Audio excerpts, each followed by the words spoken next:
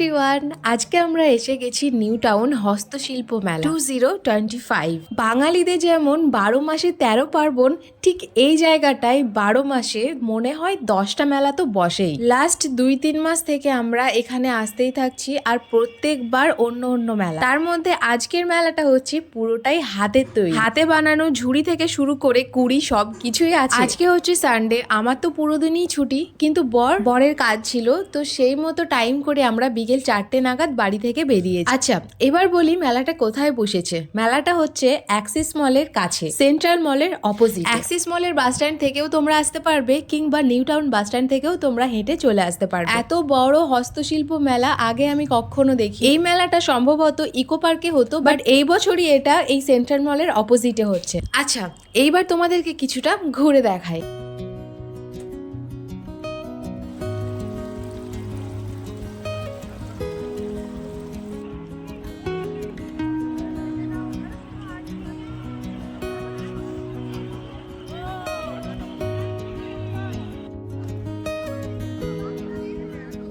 আমি চুড়ি একদমই পছন্দ করি না, বাট এখানে কাপড় দিয়ে বানানো এই চুড়িগুলো এত সুন্দর লাগলো, আমি 4টে নিয়ে নিয়েছি। কোনো শাড়ির সঙ্গে বা এথনিক ওয়্যারের সঙ্গে পরলে খুব ভালো লাগে। কিছু কিছু জিনিসের দাম এতটাই রিজনেবল যে সবাই টুকটাক করে কিছু না কিছু নিচ্ছে। এই বেতের তৈরি হোম ডেকোর গুলো দেখো, এত সুন্দর লাগলো যে মনে হচ্ছে কিছু একটা নিয়ে। এই যে এই নৌকা বানানো, কিছু কিছু হাতের তৈরি বেতের পাখাও পাওয়া যায়। এই টোট ব্যাগটার দাম ছিল মাত্র 100 টাকা, বাট আমি দূর থেকে ওটা দেখেছি, দূর থেকে আমার ভীষণ ভালো লেগেছে। অফিসে নিয়ে যাওয়ার জন্য কিন্তু একদমই পারফেক্ট, আমিও তার জন্যই নিয়েছি। অলরেডি আমার কাছে দুটো আছে, বাট এটা দেখে মনটাকে আর আটকে রাখতে পারলাম না।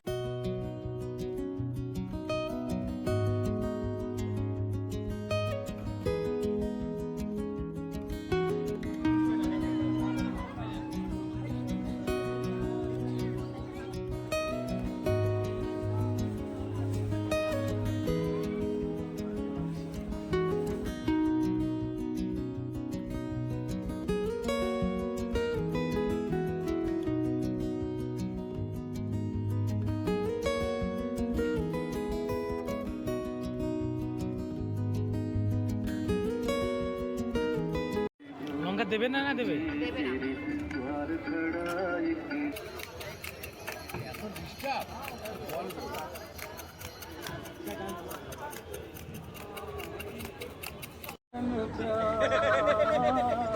অক্সিডাইসের ভীষণ সুন্দর সুন্দর জুয়েলারি ছিল, বাট এখানে আমার দামগুলো অনেক বেশি লাগলো। এর থেকে হাতিবাগানের জুয়েলারির দাম অনেক কম। অক্সিডাইজ জুয়েলারি বলো বা যে কোনো জুয়েলারি, আমার মনে হয় হাতিবাগান থেকে নেওয়া অনেক ভালো। যাই হোক, অনেকক্ষণ ঘোরাঘুরি করার পর আমরা বাইরে আসলাম। এবার কিছু খাওয়া দাওয়া করে যাব বাড়ির উদ্দেশ্যে। তো এই ছিল আজকের ব্লগ। যারা আশেপাশে থাকো, যাবো ভাবছো, যাও, গিয়ে ঝটপট দেখে চলে আসো, আর বেশি দিন মেলা থাকবে না। আজকের মতো টাটা।